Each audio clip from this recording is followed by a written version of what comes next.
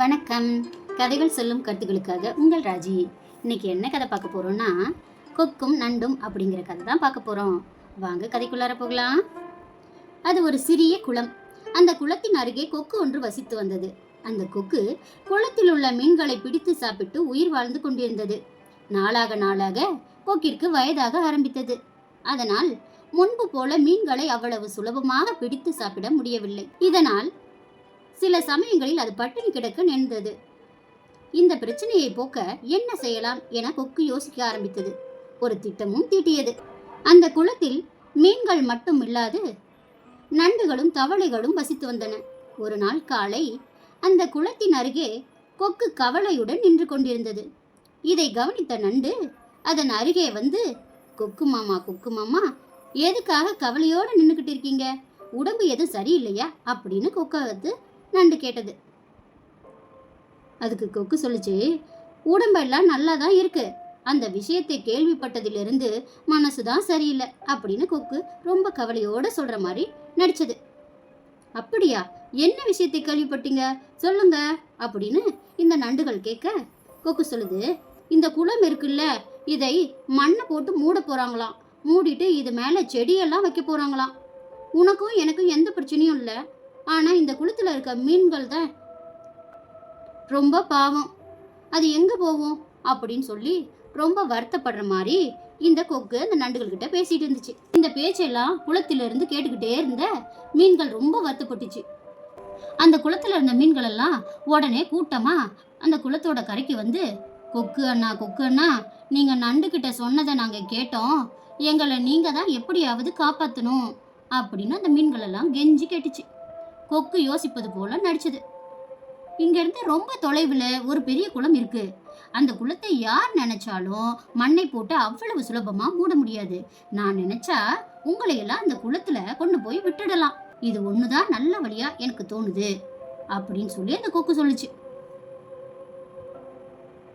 அண்ணா, தயவு செய்து எங்களை எப்படியாவது காப்பாத்துனா அப்படின்னு இந்த மீன்கள் எல்லாம் அந்த கொக்கு அண்ணங்கிட்ட வந்து கெஞ்சிக்கிட்டு இருந்தது.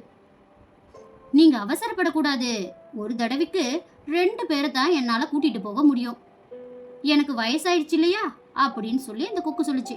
மீன்கள் இதற்கும் சரிங்கண்ணேன்னு சொல்லி தலையாட்டுச்சு. கொக்கு தனது அழகால் 2 மீன்களை எடுத்துக்கொண்டு பறந்தது.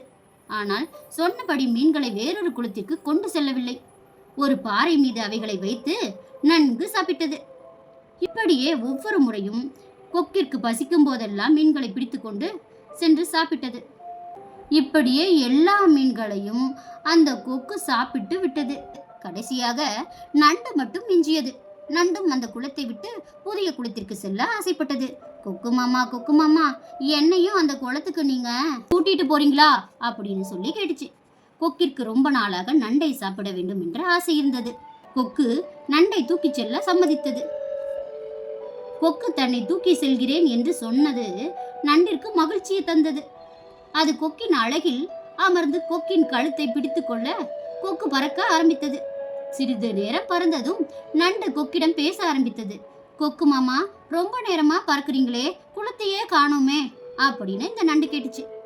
இதை கேட்ட கொக்கு ரொம்பவே சிரிச்சது. அந்த பாறை வந்ததும் கொக்கு கீழே இறங்க ஆயத்தமானது.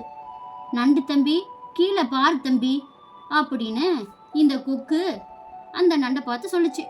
நண்டு கீழே பார்த்துச்சா, நிறைய மீனோட முள்ளு எல்லாம் கடந்தது. நான் சொன்னதெல்லாம் பொய், மீன்களை இங்கே தான் கொண்டு வந்து சாப்பிட்டேன், உன்னையும் இப்ப அப்படித்தான் சாப்பிட போறேன் அப்படின்னு கொக்கு சொல்லுச்சு. இதை கேட்ட நண்டு ரொம்பவே கோபம் அடைஞ்சிருச்சு. உடனே அது கொக்கோட கழுத்தை பிடிச்சு தன் கொடுக்கால் நெரிக்க ஆரம்பிச்சது. கொக்கு கெஞ்சியது. ஆனால் தன்னையும் மீன்களையும் ஏமாற்றிய கொக்கை அது மன்னிக்க விரும்பாமல் கழுத்தை நெரித்து சாகடித்து விட்டது.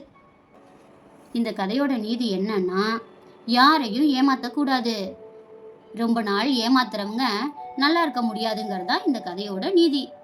இதுவே இக்கதை சொல்லும் கருத்து. வணக்கம். அடுத்த கதையில பார்க்கலாம்.